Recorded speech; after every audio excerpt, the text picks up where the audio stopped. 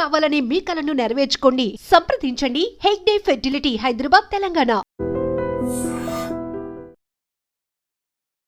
ఇప్పుడు మనతో పాటు ఆయుర్వేదిక్ డాక్టర్ చెలిమిల శ్రీనివాసరావు గారు ఉన్నారు. సార్ని అడిగి మన మోకాల నొప్పులు నయం అవ్వడానికి న్యాచురల్గా ఎటువంటి సైడ్ ఎఫెక్ట్స్ లేకుండా నయం అవ్వడానికి చాలా చాలా ఇంపార్టెంట్ చిట్కాలు చెప్పబోతున్నారు. సార్ని అడిగి తెలుసుకుందాం. నమస్తే సార్, ఎలా ఉన్నారు సార్? సార్, నేను అన్నట్టుగానే చాలా ఇంపార్టెంట్ చిట్కాలు మీరు కొత్త చెప్తున్నారు. సో ఈ మోకాల నొప్పులు తగ్గడానికి చాలా మందికి ఈ మధ్య చిన్నపిల్లలకు కూడా వస్తున్నాయి. ఒక 2 ఫ్లోర్స్ ఎక్కగానే అమ్మ నా మోకాల నొప్పి వస్తుంది అంటున్నారు. కాళ్ళు నొప్పి కాదు, మోకాల నొప్పి వస్తుంది అంటున్నారు. సో మరి అసలు ఎందుకు వస్తుంది? దాన్ని ఒకవేళ తగ్గించుకోవాలంటే నేచురల్ గా చిట్కాలు ఏం చెప్తారు? అంటే మీరు చూస్తే మోకాల నొప్పులు అనేవి 2 రకాలు ఉంటుంది. ఒకటి అంటే ఏజ్డ్ వల్ల వచ్చింది. ఒక ఏజ్ అయిపోయిన తర్వాత ఎముకలు అరుగుతాయి కాబట్టి ఉండాల్సిన గుజ్జు తగ్గిపోయి అరుగుతుంది. ఇంకోటి రుమటాయిడ్ ఆర్థరైటిస్, అది ఏజ్ తో సంబంధం లేకుండా బ్లడ్ లోనే యాంటీజెన్స్ అంటే సొంత బ్లడ్ సెల్సే జాయింట్స్ ని డ్యామేజ్ చేస్తుంది.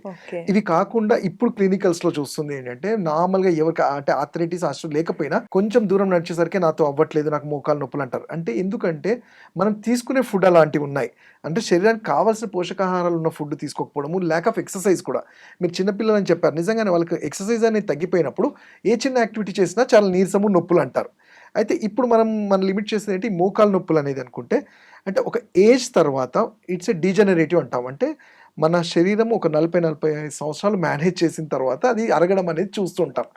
అయితే ఒక 60-70 ఇయర్స్ వాళ్ళలో అరిగితే అది కామన్ అంటాం. బట్ 40-45 ఇయర్స్లోనే అరుగుతుంది అంటే ఎక్కడో మన నెగ్లిజెన్సీ ఉంది. అంటే ఐదర్ ఓవర్ స్ట్రెచ్ అంటాం. చూస్తే చాలామంది ఎక్కువసేపు నిలబడ్డము, మెట్లు ఎక్కడం దిగలాలు, అలానే ఒబేసిటీ అధిక బరువు ఉండడము, ఆ అధిక బరువును కంట్రోల్ చేయలేకపోవటము, ఇవన్నీ కూడా కారణాలుగా చూస్తుంటాం. అయితే చిట్కాల కన్నా ముందు అసలు మనం చేయాల్సినవి తెలుసుకోవాలి. చిట్కాలు ట్రీట్మెంట్ ఎలాగో డెఫినెట్లీ హెల్ప్ అవుతాయి. ఫస్ట్ మనకు తెలియాల్సింది ఏంటంటే అసలు అనొచ్చు అంటే మోకాలు నొప్పులు రాగానే మనము ఏం చేయాలి అంటే మనకు చాలా హింట్స్ తెలుసుకోవడం ఎలా అనేది. ఫస్ట్ మనం చేసే రోజువారీ యాక్టివిటీస్లో ఇబ్బంది అనిపించినప్పుడే మనం అర్థం చేసుకోవాలి. ఎందుకంటే ఇప్పుడు ఇక్కడ నుంచి కొంచెం దూరం నడవలసి వెళ్ళాలి అంటే అబ్బా నాతో అవ్వట్లేదు, పెయిన్ లాగా ఉంది, లేస్తున్నప్పుడు సౌండ్స్ లాంటివి వస్తున్నాయి మోకాల్లో, చాలా ఇబ్బందిగా మూమెంట్ ఇచ్చినప్పుడు అదేదో డిస్ప్లేస్ అవుతున్నట్టు ఫీలింగ్ లాంటిది, వాపు లాంటివి వచ్చినప్పుడే మనం గుర్తించాలి సంథింగ్. అంటే ఎందుకంటే ఒక ఎముక అరగడానికి 2 నుంచి 3 సంవత్సరాలు పడుతుంది. అది తక్కువ అరిగిపోవు. ఆ 2-3 సంవత్సరాలు మనం ఏం చేస్తాము, ఏం కాదు నేను మెట్లు ఎక్కేస్తాను, నాకు అవి చేస్తాను, కావాలంటే రెస్ట్ తీసుకుంటాను అంటారు. కానీ జరగాల్సిన డ్యామేజ్ అంతా అరిగి జరుగుతుంది. సో అందుకే ముందుగా గుర్తిస్తే, ఫస్ట్ గుర్తించడంలో నేను చెప్పాను కదా, మనం చేసే రోజువారీ యాక్టివిటీస్లో ఇబ్బందులు ఎదురైనప్పుడు దీనికి చేయాల్సింది మెడిసిన్స్ కూడా కాదు, ఒక ప్రాపర్ వ్యాయామం అంటాం. అంటే కండరాలకి పోషణ వచ్చేవి, లైక్ 2 లెగ్స్ని పైకి అనడము, ఆ స్ట్రెచింగ్ చేయడము, అండ్ ఇంకా ఈజీగా మనకి ఇంట్లో దొరికే నువ్వుల నూనెని కొంచెం అప్లై చేసుకోవడము, సో వేడి చేసి అప్లై చేసుకోవడము, పొద్దున పూట కొంచెం ఎండలో ఉండడము, ఇవి చేయటము. అలానే కాల్షియం రిచ్ ఫుడ్స్ లాంటివి, పాలు కానివ్వండి, మెంతి కూర, ఇలాంటి కొంచెం ఫుడ్స్ మనం తీసుకొని వెయిట్ని కంట్రోల్ చేసుకోగలిగితే మనం అవాయిడ్ చేయగలుగుతాం. ఇవి కాని పక్షంలో అయితే అవన్నీ చేస్తున్నా కుదరకపోయినా మాకు నొప్పులు ఉన్నాయి డాక్టర్, పెయిన్ కిల్లర్సే వాడాలా అంటారు. కొంతమంది చాలా అరిగిపోయిన తర్వాత సర్జరీయే చేసుకోవాలా అంటారు. అయితే నేను అదే చెప్తాను, ఇవి first degree, second degree, third అంటే ఒక ఎముక అరగడానికి మీకు ఒక 10 to 15 ఇయర్స్ పడుతుంది. అప్పటి వరకు మనం కేర్ తీసుకోకుండా, అంటే ఎలా ఉంటుందంటే చాలా మొండిగా ఉంటారు చాలా మంది, ఏం కాదు నాకేం కాదు. ఎగ్జాక్ట్లీ. సో ఆ ఎముక మీరు చూస్తే చూడండి, ఇప్పుడు ప్రపంచంలో ఎక్కడైనా అరిగిపోయిన ఎముకని ఎవరు రీజనరేట్ చేయలేరు. కాకపోతే మరి మేము చేసేది ఏంటంటే ఇంకా ఫర్దర్గా వరస్ట్ కాకుండా మనం ఆపగలగాలి.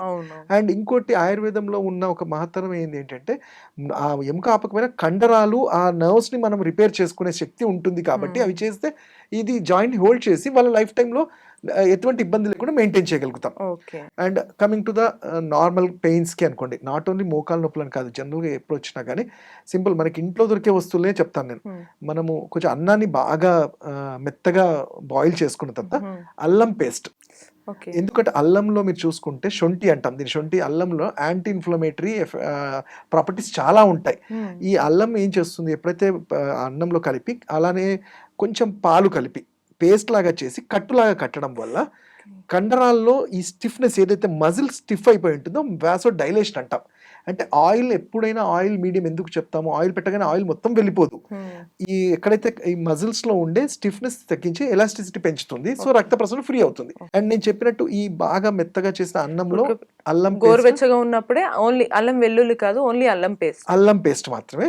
అండ్ అల్లం పేస్ట్ కొంచెం పాలు కలుపుకొని అది కొంచెం ముద్దలాగా అయినప్పుడు అది కట్టాలి. కట్టడం వల్ల ఏంటంటే ఎముక అరగటం అంటే ఆ కండరాలకు కావాల్సిన పోషణ దొరుకుతుంది. ఇంకొన్నిసార్లు ఇన్స్టాంట్గా ఇన్ఫ్లమేషన్ తగ్గాలంటే వాపు వచ్చేసరికి భయపడిపోతారు. అవును. సో అలాంటి వాళ్ళకి ఏం చెప్తామంటే మనకి మార్కెట్లో కొట్టం చుక్కాది అంటాం. అంటే అది మనం చింతాకు నుంచి చేసిన పేస్ట్, మునగాకు నుంచి చేసిన పేస్ట్ కానీ పౌడర్ని కానీ దొరుకుతాయి, లేదంటే మనమైనా చేసుకోవచ్చు. ఈ చింతాకు ఆకు నుంచి దాన్ని డ్రై చేసి ఆ పౌడర్ని, అలానే మునగాకు పౌడర్ని కూడా మహానారాయణ తైలం అని దొరుకుతుంది, వీటిలో కలిపి అప్లై చేయటం వల్ల ఇన్ఫ్లమేషన్ని కూడా తగ్గిస్తుంది అండ్ కొంతవరకు పెయిన్ రిలీఫ్ లాగా కూడా పనిచేస్తుంది. సూపర్. అండ్ ఇంటర్నల్గా అంటే ఇవి ఎక్స్టర్నల్గా పెయిన్ కిల్లర్స్ కన్నా ఇవి చాలా మంచిగా ఉంటాయి. అండ్ మేము ఎప్పుడైనా చెప్పేది అంటే ఆయిల్ ఎక్కువ సైడ్ ఎఫెక్ట్స్ కూడా ఉండవు. మరి ఇంటర్నల్గా కూడా ఈ వాపు ఇవి తగ్గాలి అన్నప్పుడు ఆవు నెయ్యి అనేది చాలా శ్రేష్టం. దాన్ని ఆయుర్వేదంలో వాతము పైత్యము రెండూ తగ్గుతాయి. ఈ ఆవు నెయ్యి తీసుకోవడం వల్ల మెజల్స్లో ఏవైతే ఉంటుందో ఆ సాఫ్ట్నెస్ పెరుగుతుంది, సర్క్యులేషన్ ఇంప్రూవ్ అవుతుంది. అలానే పిప్పళ్ళు, జనరల్గా మనం అందరము మిరియాలు యూజ్ చేస్తాం. ఈ పిప్పలి పౌడర్ దాన్ని తీసుకొచ్చి ఫ్రై చేసి కొంచెం కూరల్లో వాటిలో వేసుకోవడం వల్ల ఇమ్యూనిటీ పెరిగి ఈ జాయింట్స్కి తగ్గ స్ట్రెంగ్త్ కూడా మనకి వస్తూ ఉంటుంది. Okay okay. సో అంటే ఇంటర్నల్ గా తీసుకోవాలన్నప్పుడు ఆవు నెయ్యి కానీ పిప్పళ్ళు ఎంత ఉపయోగపడతాయి, ఎక్స్టర్నల్ గా అయితే మీరు చెప్పినటువంటి రెండు ఈవెన్ శొంఠి వాటర్ అంటే అల్లం వాటర్ కూడా చాలా మటుకు హెల్ప్ఫుల్ చేస్తుంది. అంటే అల్లం నీళ్ళలో మరగబెట్టి అల్లం టీ చేసుకున్నట్టు కాకుండా అల్లం టీ చేసుకొని అలా తీసుకోవడము. ఇంకోటి జనరల్ గా ఏంటంటే ఆడవాళ్ళకు కూడా హెల్ప్ఫుల్, అది వెయిట్ లాస్ కి అండ్ పెయిన్స్ కి కూడా హెల్ప్ అయ్యేది వావిలాకు అంటాం. జనరల్ గా మనకు అన్ని చోట్ల దొరుకుతుంది వావిలాకు. అంటే స్నానం చేసే ముందు ఒక 10 minutes ముందు మన వాటర్ లో ఈ వావిలాకు ఆకుల్ని వాటిలో వేసేసి ఒక 10 minutes అట్లా నానబెట్టి తర్వాత ఆ వాటర్ తో తీసుకోవడం వల్ల పెయిన్స్ తో పాటు కొంత ఈ ఫ్యాట్ మొబిలైజ్ అవ్వడానికి కూడా, ఫ్యాట్ సెల్స్ కూడా మొబిలైజ్ అవ్వడానికి హెల్ప్ అవుతుంది. అంటే మరగపెట్టి ఆ నీళ్లు పోయాలా లేకపోతే డైరెక్ట్ హాట్ వాటర్ లో కొంచెంసేపు 10 minutes పెట్టేస్తే 5-10 minutes ఉంచితే చాలు. Okay sir, super. సో చూసారు కదా సార్ చెప్పే ప్రతి చిట్కా ఎంత ఇంపార్టెంట్ అని నేను అందుకే అన్నాను. సో అటు ఎక్స్టర్నల్ గా యూజ్ చేసే న్యాచురల్ ఆయింట్మెంట్స్, మళ్ళీ ఇంటర్నల్ గా మన బాడీ హెల్త్ కావాల్సిన ఇంగ్రీడియంట్స్, మళ్ళీ దాంతో పాటు మనకి ఈవెన్ స్నానం చేసేటప్పుడు కూడా న్యాచురల్ మనకు చుట్టూ దొరికే నేచర్ ని యూజ్ చేసుకుంటూ ఎలా బాతింగ్ చేయాలనేది కూడా మనకు చెప్పారు. ఇలాంటి న్యాచురల్ చిట్కాలన్నీ వాడి మనకున్న సమస్యలన్నీ తొలగించుకోవచ్చు. ఇలానే తెలుసుకోవాలి అనుకుంటే కీప్ వాచింగ్ ఐ డ్రీమ్.